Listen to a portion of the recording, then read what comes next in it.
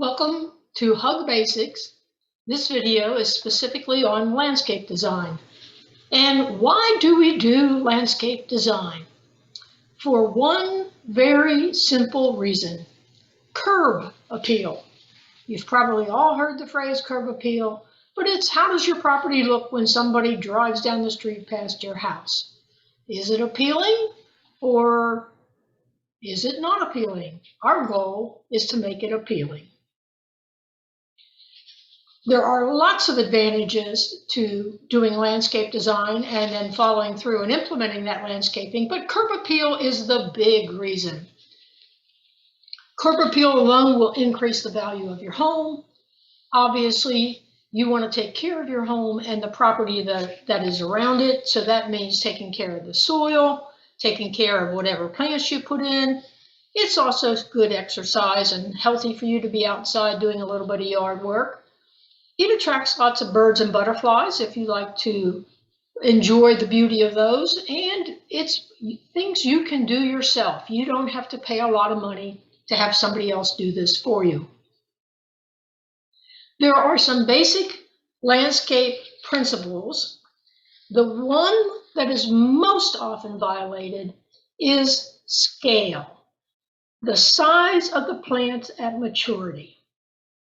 And the best example of this is you may buy a small tree in a pot and plant it close to the house.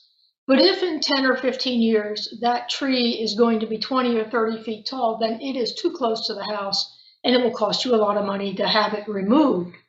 So when you're buying plants, they always look so small and you're always tempted to buy more.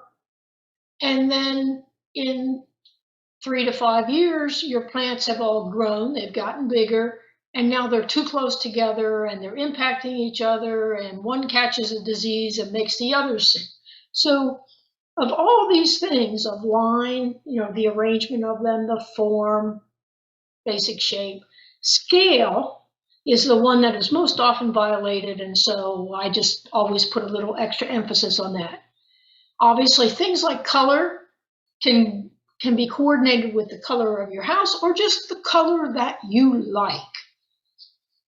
Texture, and then whether or not they're evergreen or deciduous, with evergreen staying green all year round and deciduous being the type of plants and shrubs and trees that drop their leaves each fall. So here, the real question is, this is your house, it's your home. What do you want and what do you really need? So do you need space for children or grandchildren or pets to play outside, in which case you probably want a fair amount of turf? What pathways do you need? Do you want a small vegetable garden in a raised bed? Are you going to do a little bit of composting? Do you want some privacy from your next door neighbors? And you don't have to do all these at one time. You can, over time, add more features as you have time to do them and as you have the budget to do them. So make a list of what you really need right now, first and foremost, and then keep those other items on your want list or your wish list to do over time. Now, this one is an example. Doesn't mean yours has to look this way. But this is what it looks like from the top. So imagine you're a bird flying over, or if you have a friend who has, a drone that can shoot a photo. What are they going to see when they fly over the top of your property? And in this case, we see the house in the center, a little recreation area, which is on the back. How do I know which is the back up here? Well, because here's the driveway. So the driveway comes from the street into the house. So this is a side yard. This has been labeled welcome area. So how do you want to welcome people? A pet area, a barbecue sitting area, and a rec area, a play area. Your drawing will look very different depending on what you need at your home. So this is just an example. When you're doing your design, there are a number of other things to consider besides just the plants that you want to put in. But how sunny or how shady is your yard? Do you have an area that's going to be hard to mow, in which case you want to put in some type of ground cover that doesn't need to be mowed? Do you have a slope? Slopes are hard to mow, and slopes are great places to put a ground cover to keep the soil from washing away.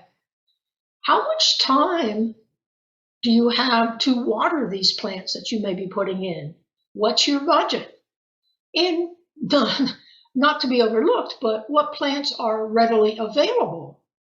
Don't buy something that's really exotic and you end up having to buy it and pay some exorbitant shipping charge, for instance. And then click on the link and watch the video on how to design a perfect landscape. And let me just say this, no one has a perfect landscape. It always takes ongoing maintenance and upkeep. And as a gardener, we never really reach perfection. It looks good, but we know where all the little things are that need to be tweaked. So draw a preliminary plan.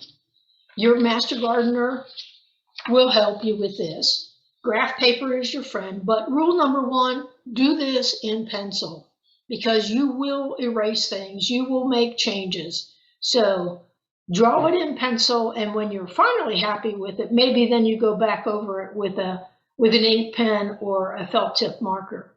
But draw the outline of your house, do that bird's eye view like we looked at on a prior slide, and show your porches, your walkways, your driveways, and if there's any existing tree already on the property. And then identify your areas, note the sun and the shade, indicate which way is north, because the north side is usually gets a little less sun, the south side gets a whole lot more sun and can actually bake in the summertime. And then work with your master gardener to list what plants might work well in those areas, because you want to make sure you put the right plant in the right place so that it has the best chance of surviving and looking good.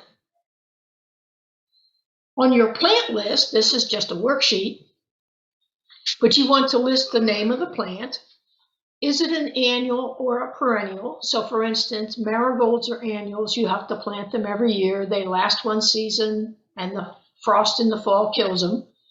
Or is it a perennial, like a daisy, where it may die back on top during the winter, but next spring it's going to pop back up?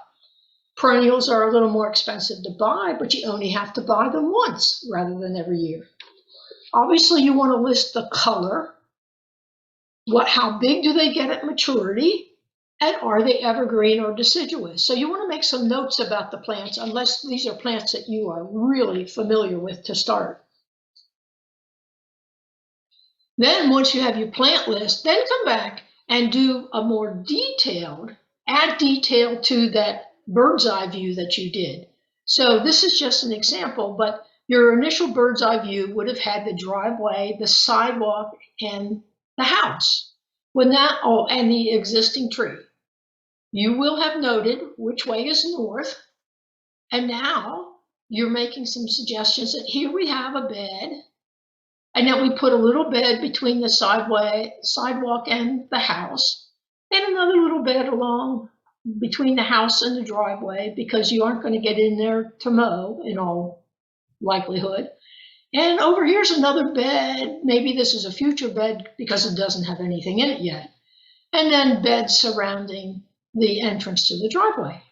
So again, what I would recommend is that when you draw these plants in here, in these beds, draw them at the size they will be in 5 years, not the size they are at the time you plant. Because when you plant them, they will be smaller. You'll be tempted to put more in there, and then in a couple of years, they'll be crowded. So draw these at mature size so that you get good spacing. And yes, for the first couple of years, it will look sparse, but I assure you that in about 3 years, those things will be starting to grow together, getting closer, and the bed will look full. But ask yourself, if you come home from work and you pull in this driveway, is this just going to make you smile when you come home, whether it's from work or from running errands? And ask yourself, for the folks driving by on the street out here, are they going to drive by and say, you know what?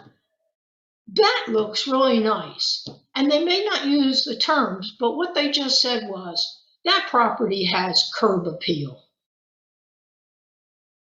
So this is the objective that we're trying to achieve when we do landscape design. We're trying to picture what it's going to look like when it's done and have a plan both for what we're going to do first, what we're going to do second, what we'll do third. But the whole goal is to make it look nice and give it curb appeal. That, in a nutshell, is landscape design.